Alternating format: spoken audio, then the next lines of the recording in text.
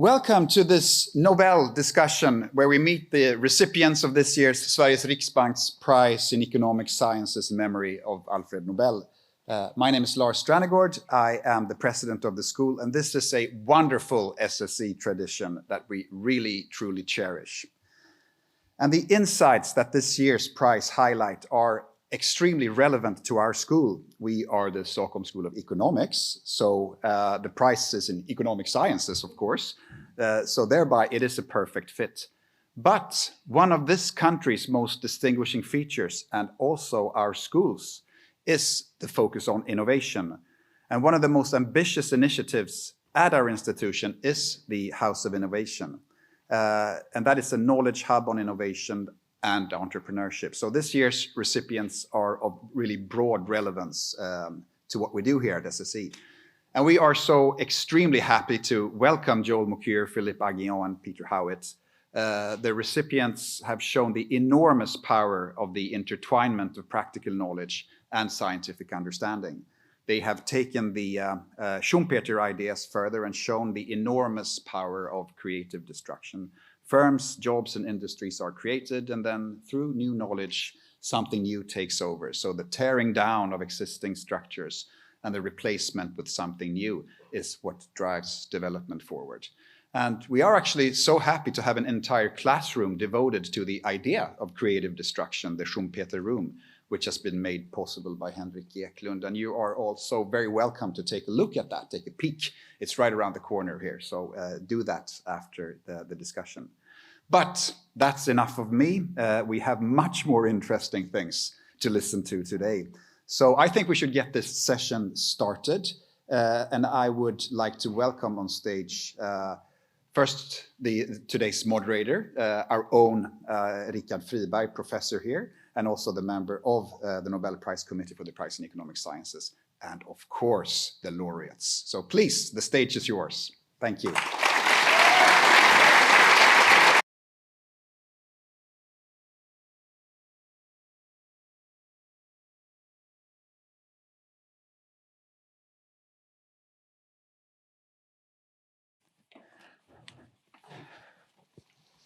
Okay, so welcome everyone. Good to see you here. And as Lars said, I'm Richard Friberg and will be chairing or moderating this discussion. And of course, we're extremely grateful and honored that the laureates have taken the time to come here. We work them hard during the week, so it's a very busy week. So we have, I guess, let's briefly introduce them. So we have Professor Joel Mokyr from Northwestern University, seated right next here to me. We have Professor Peter Howitt from Brown University in the middle, and we have Professor Philippe Aghion, main affiliation, Collège de France, I guess now, but also an honorary doctor at SSE, seated to the far left here. Yeah. So first of all, let's warm them up with another round of applause, I think, just to feel that they're...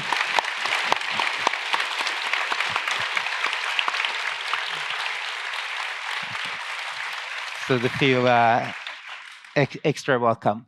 And I'll just give a very brief intro, like 5 minutes here, just to set the stage for the prize a bit and give some background.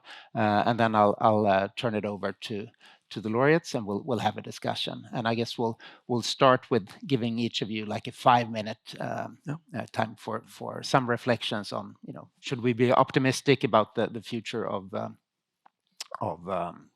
creative destruction and economic growth, and what are some of the key policy challenges that you would see. But first, a very brief introduction. So as Lars said, we started out in the Schumpeter room, and as you know, or many of you know, I guess Schumpeter in the 1940s started popularizing the concept of creative destruction, this process whereby new innovations, new firms drive out old ones, and competition is taking place in that way.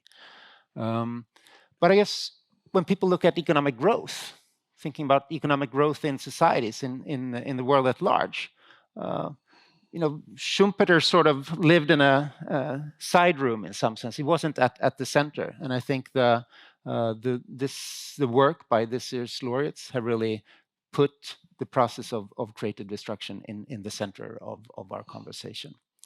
There's two parts to the prize. There's intertwine, all right? So there's economic history perspective from Professor Mokyr.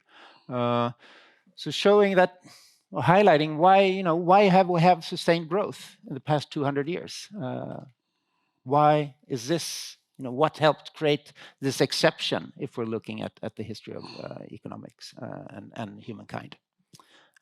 Okay, and highlighting the links between science and practical knowledge, useful knowledge.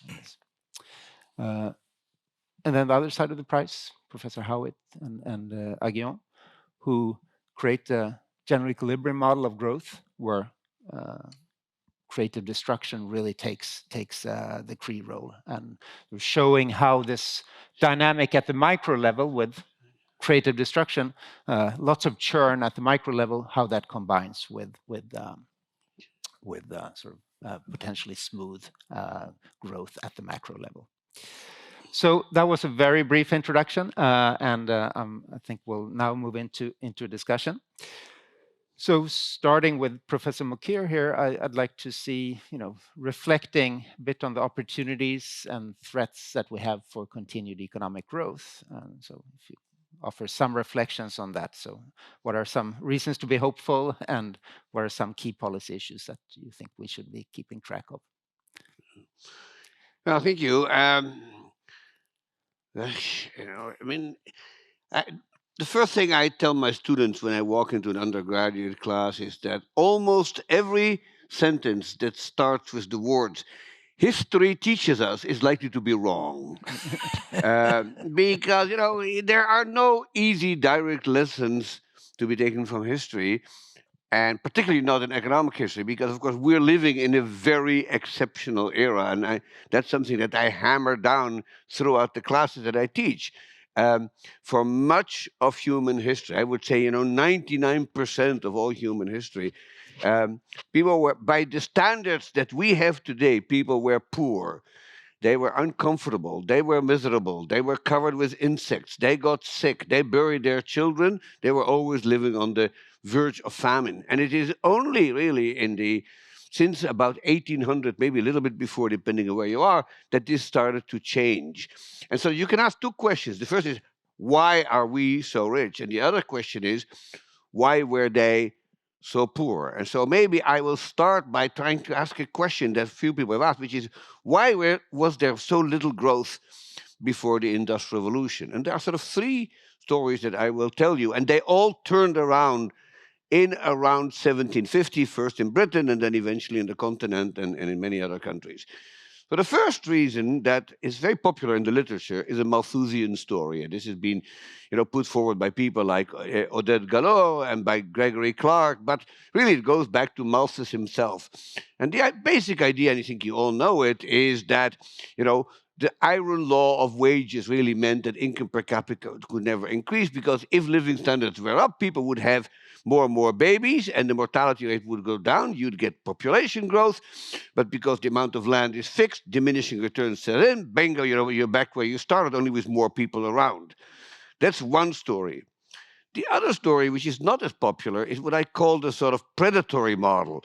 And basically what happens through much of history is that there are regions, sometimes just a town, sometimes a larger region, which actually are successful, usually by some combination of manufacturing and commerce and finance, not so much agriculture.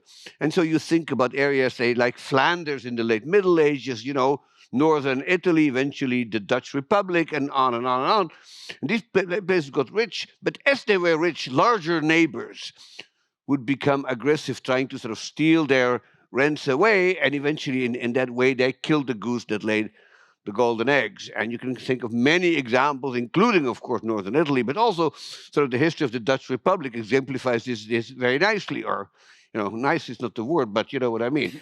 And so eventually growth stops. So the Dutch Republic stopped growing in about 1670, 1680, when both French and English wars were started against it. Northern Italy was really wiped out in the 16th century by Spanish mercenaries, and on and on. The third reason, which I think actually is the deeper one, and this, my historian colleagues really don't like this, but I think economists will, and that is simply that people did not know enough. And that sounds almost like a contradiction in terms, but I really think it matters in the sense that people produced things, and so they had what we'd call technology, but they were by and large ignorant of why the things that worked actually worked. So, one example that I like to give my students is think about something like steel. Okay, so people knew how to make steel. They knew how to make it in the Middle East during medieval times. They knew how to make it in Japan. They made swords and certain tools from steel. Steel was extremely expensive. It would take a Japanese swordsmith 8 or 9 months to make one samurai sword. And the reason it took so long is because nobody knew what steel was. You heat it, you cool it, you hammer it, and eventually it gets to be right. But why? They didn't know. They just learned this from their parents or their masters, and that's how they made steel. What happens in the modern age, more than anything else, is that people start to figure out why things work. And so there's a famous paper written by 3 Frenchmen, Berthollet, Monge, and I forget the third one. But a famous paper in 1786 in which they exactly explain what steel is, which is it's about 96, 97% iron and about 2 or 3% carbon. But that is the amount of carbon, even though it's a trace amount, determines the physical qualities of the material. And so this eventually filters down to people who make it. By the mid-1850s, people actually used that knowledge in order to make cheap steel, and the world changed.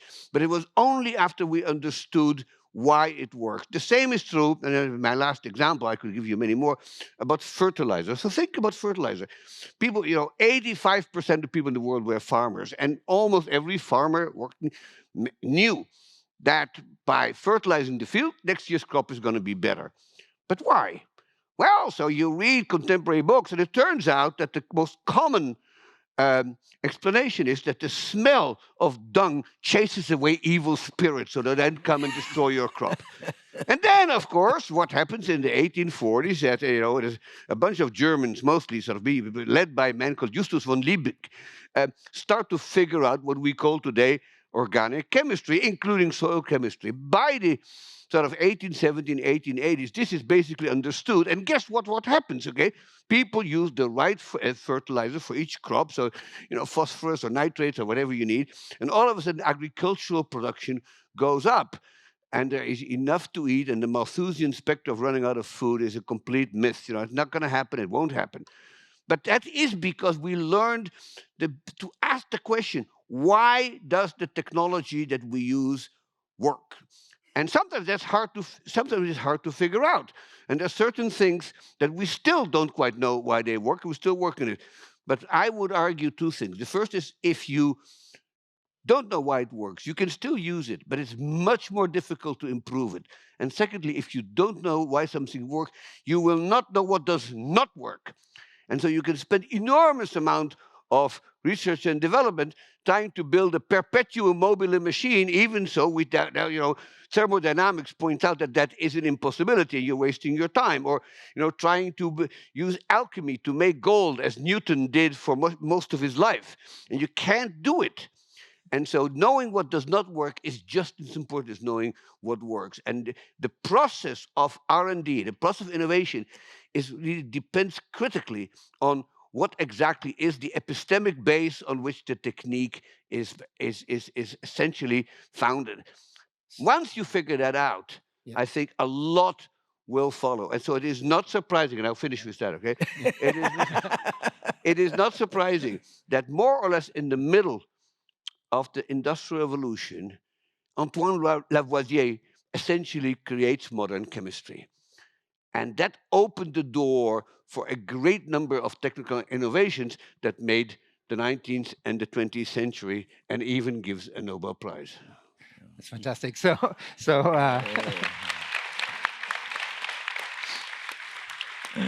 So moving on to understanding how something really works and being able to work with it, I guess. So Peter, if you would like to offer some reflections on creative destruction, if we have any reasons to be hopeful, then yeah. Well, since the prize was announced, my friends keep coming up to me and saying, "Oh, creative destruction, it's so important. It's going on so much nowadays. It's so topical to people." And I just thought I'd sort of mention what I tell my friends. They're so worried about artificial intelligence, and they're wanting to know what's going to happen. And of course, I don't know what's going to happen. Nobody really knows in great detail what's going to happen. We know that this is a tremendously important and potentially extremely productive and revolutionary technology. We've had a few sort of technological waves that have been like this in the past. What's obvious at first is that this technology is going to replace a lot of jobs. And of course, ultimately, it also creates new jobs. But to create the new jobs typically requires downstream innovations. It requires further development of this idea. What's most apparent at first is the destructive potential. But ultimately, we all benefit. To paraphrase Keynes, in the long run, all the losers are dead. It's hard to believe that there's anyone alive nowadays whose life would be better off if the power loom had never been invented. But there were a lot of people at the time that were made quite a bit worse off and whose skills were made obsolete. So what's new about artificial intelligence, and what should we worry about it? I think it's mainly the speed with which things are developing that strikes me as being novel and worrisome. 150 years ago, most countries that are rich countries now had 40 or 50% of people working in agriculture. It took that many people to feed everybody. If you'd ask somebody in 1875 I told them that, well, in 150 years, it's only going to take 1 or 2% of the population. They naturally have wondered, well, what are the others going to do? And you could tell them all about how, well, their lives will be so much richer and more productive because of jet planes and household appliances and telephones and computers. And none of that would make any sense to them, of course. That all took more time. The telephone was invented the next year. It was rather patented the next year. But what's happening this time is that the technology is developing so rapidly that we don't have 150 years, I think, to discover those new jobs. I think that the destructive potential is quite apparent and is sort of right immediately at hand almost. And I think that really to deal with this, we've got to take into account that when you're talking about technological progress and economic growth, that's an area where Smith's invisible hand no longer is going to be guiding us automatically into a situation that really benefits everybody. We're talking about a situation where imperfect competition is so important to generate the rents that motivate a lot of the innovations that are going to take place, where there are externalities all over the place. There are positive technology spillovers from every new invention that open up new possibilities for other people. And there are also negative spillovers where people spend a lot of money trying to come up with some new technology, but the social benefit is really small. The private benefit is very large because I get to capture some big rents, some big market when I invent something, but that's at the expense of somebody else that's now serving that thing. There's a loss there that somewhat offsets my gain. I take the gain into account, but not the loss. And so the direction of technology and of innovation and research is not necessarily going to be guided by the invisible hand to generate an efficient outcome. And I think that, of course, when I think of how America became leaders in computer technology, it wasn't just being guided by the invisible hand. There was, I think of it as a tripartite cooperation between government, business, and academia. In the United States Department of Defense was really responsible for having organized the project that led to the building of the very first electronic computer.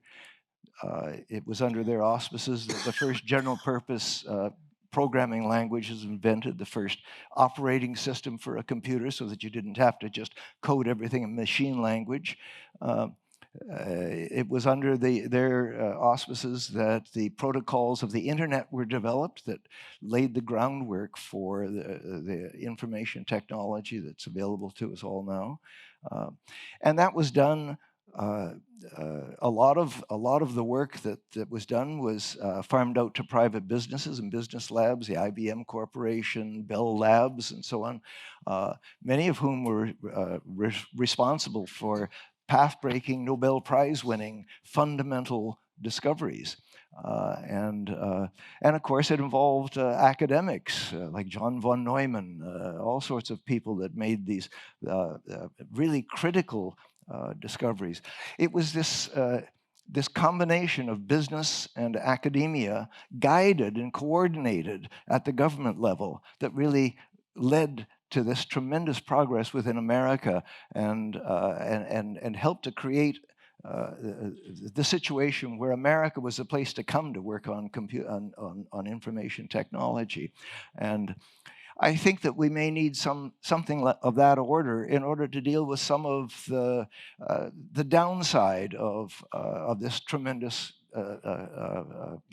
technology that we have ahead of us. How are we going to create meaningful jobs, in anticipation, perhaps, of innovations that are going to follow, that are automatically going to create them, but in the meantime, take care of the people who are the victims of creative destruction and bring them on board. Because, of course, if we don't, if you have enough people that are hurt by something, especially within a democratic system, they're going to find a way to oppose it and block it. And so it's in all of our interests, I think, to have this kind of cooperation to deal with the situation that we face nowadays. Thank you. Great, thank you so much.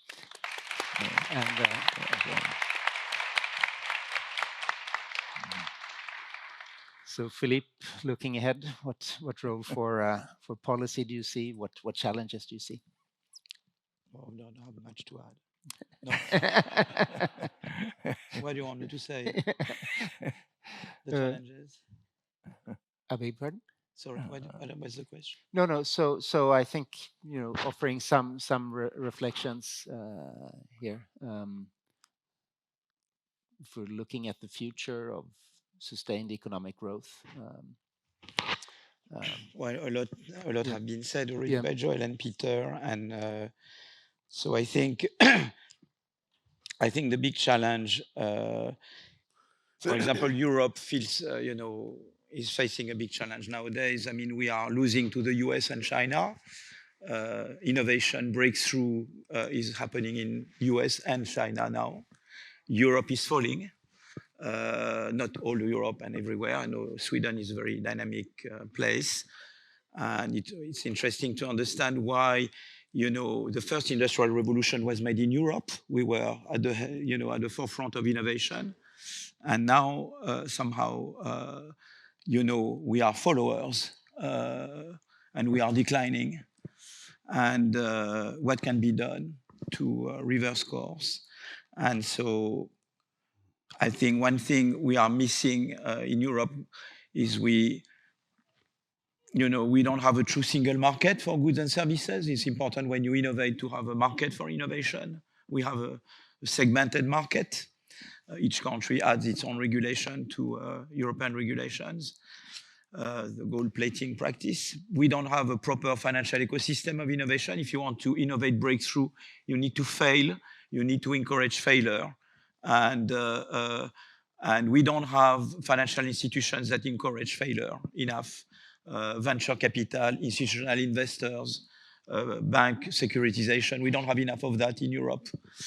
As Peter mentioned, we don't have the equivalent in Europe of the DARPA, the Defense Advanced Project. I remember talking to Anders Borg and trying to convince him that competition policy is very important, but you cannot, in the name of competition policy, preclude industrial policy. That's crazy.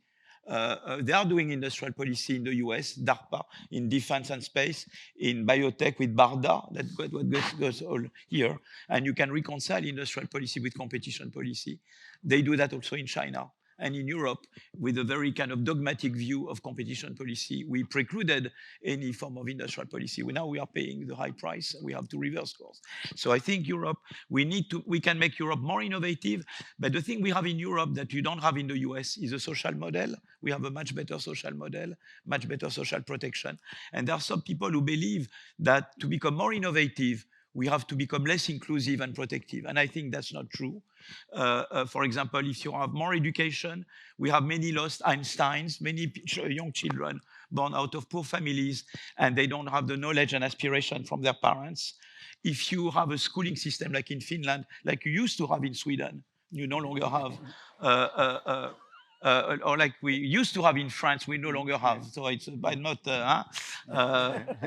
but Finland is quite good, and we can get back to where they are or other countries. If you have a kind of very good schooling system, you will have more innovators, and you will be more inclusive.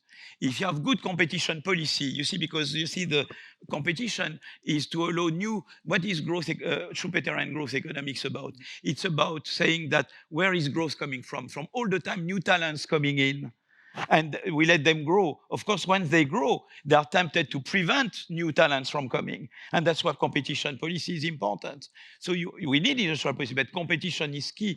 Competition will make you more inclusive because you will have more new talents coming, and that's a source of social mobility, but it will make you also more innovative. And the third thing, which is very important, is what the Danes do so well, is the flex security. They invented something fantastic in your neighbor, Denmark. When you lose your job in Denmark, for 2 years, you get 90% of your salary.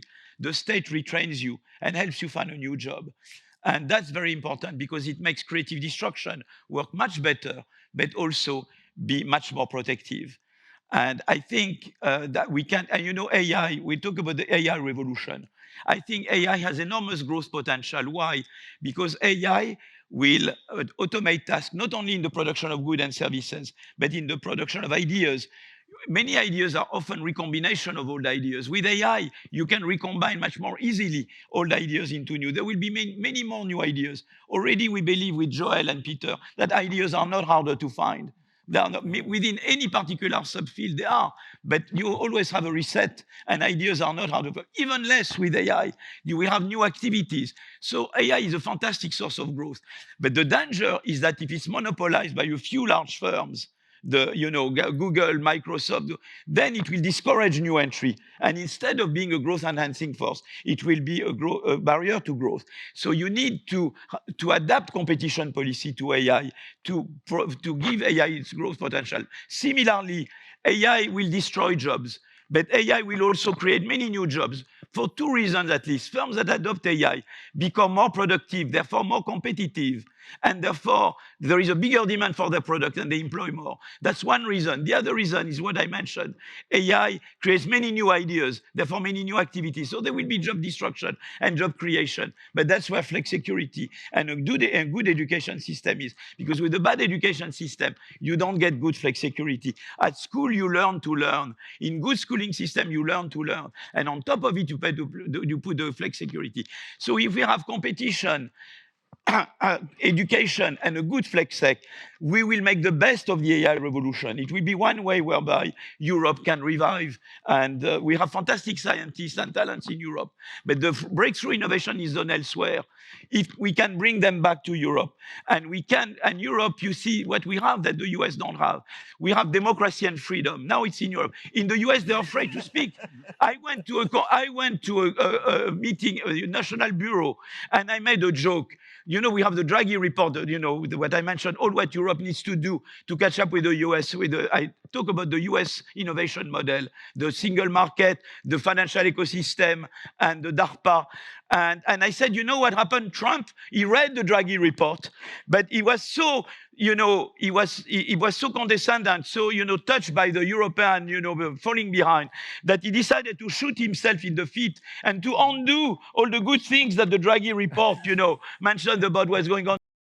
So I stopped funding research. I prevent foreign students from coming. I persecute the Harvard Jewish president, saying that he's an anti-Semite. I do all these kind of things because he was, in fact, I made that joke, you know, but all the non-Americans laughed, but the Americans didn't dare to smile. So freedom is in Europe. Social model is in Europe. Social model is in Europe. And the environment is in Europe. So we have the soft power.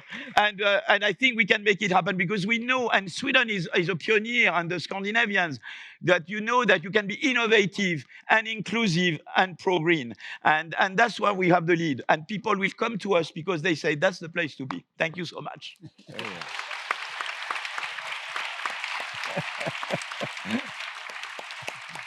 I knew you'd have something to say. So, any follow-up reflections from those of you based in the US? No. I'd like to just follow up on something that Peter and both Philippe said about competition. So, of course, in their model and in their story, you would think about competition between firms. But we should keep in mind, of course, that competition does take place at a higher level in which nations compete with each other. One of the greatest boosts to American inventive and research and development activity happened in 1957, which Peter and I may be the only people in the room who still remember that, but it was when the Soviets launched Sputnik. Yeah. And there was this sort of Sputnik syndrome within the United States saying, my God, the Russians are going to get ahead of us, and we cannot tolerate that.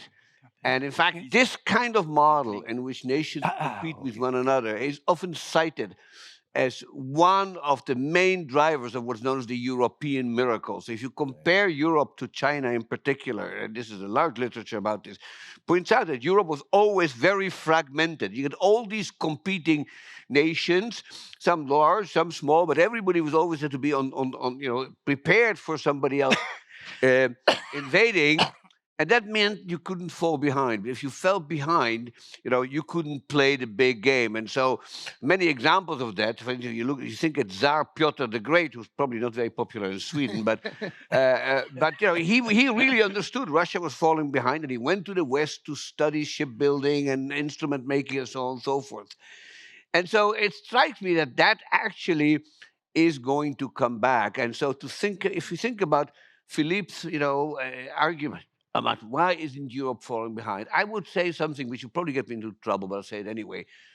The horrible war in Ukraine may have an unanticipated, unexpected, and unintended positive consequence in that it will wake Europe up and says, look, we cannot afford to fall behind because there is a threat to us, and we have to be prepared for the threat. And the way we have to do that is innovate and get ahead, particularly, of course, today when the technology of war is changing not every decade, but every month. And so in that regard, I think this model works. The same works in the United States vis-a-vis China. It is true, of course, that there is in the United States now some kind of anti-intellectual, anti-innovation movement, but they are sort of a bit schizophrenic about this because they also worry a great deal about China, and so they're pulled in different directions. We don't don't really like these university professors and all these researchers and and they're these eggheads who went to university and are left wing and woke and other things. But at the same time, of course, people who say this also realize that the United States has to keep up with China because the center of gravity of research and development, as Philippe correctly said, is shifting to China. And so that is a level of competition that paradoxically may save the world. Now, it's not a cheap competition, ladies and gentlemen, because the rules are much less well-defined than it is competition between firms. Sometimes competition between nations ends up very bad, as happened, for instance, in August 1914. So this is kind of a knife's edge kind of story. And the same was true, by the way, for the Sputnik effect. It's true that the Sputnik effect was a great thing. But in 1962, we got this close to destroying the planet in the Cuban crisis. So his history isn't kind about this. But if we play it right, I think that kind of competition is ultimately the engine which will keep fully, driving us back to the path of sustained growth. That's great. Time moves fast when one is hearing interesting things. So I think we're actually out of time, and I think that is, a hopeful but yet somewhat scary. There was an interesting story about the competition. The military competition also pushed the education system. Of course. We lost in Sedan against Prussia, France, and that brought Jules Ferry. And that's how we had the schooling, because we realized that the French army was like a Babel tower. People who talk dialects, they would not understand each other. And so we need an army where people can talk to each other. And that's how we had Jules Ferry, and that prepared us for the following war. So at the time, military competition, I don't advocate it, but now hopefully economic competition can take over and play the role that military competition played before. But it used to be a big source of and of course, the French beat the Prussians in 1806, and the result was the Humboldt Revolution. Exactly. Jena brought Humboldt, and Sedan brought Jules Ferry. Exactly. Exactly. Et voilà. So now I give the word to Pelle, chairman of the Students Association. Yes. It's very difficult to stick to a formal script after this fantastic, engaging conversation. But dear Nobel laureates, thank you so much. And on behalf of the Student Association here at the Stockholm School of Economics, I would like to extend our sincerest gratitude to you, Professor Joel Mokyr, Professor Philippe Aghion, and Professor Peter Howitt for coming here and sharing your knowledge and insights with us. The prize that you have received is an acknowledgement, probably greater than anything else. And for us, it's an opportunity to find inspiration from you, the academic rock stars. So on behalf of the Student Association, I would like to thank you for your time and your commitment to your research, and for the way that you are inspiring us. As a small token of our appreciation, I would like to welcome up 3 members of the SSE board, the Student Association board, to help me present 2 small gifts. You will get a little bag and I will explain the content. Okay. First of all, I would like to hand over the standard of the Student Association. You will be the 87th, 88th, and 89th recipient of this standard in our association's 116-year-old history.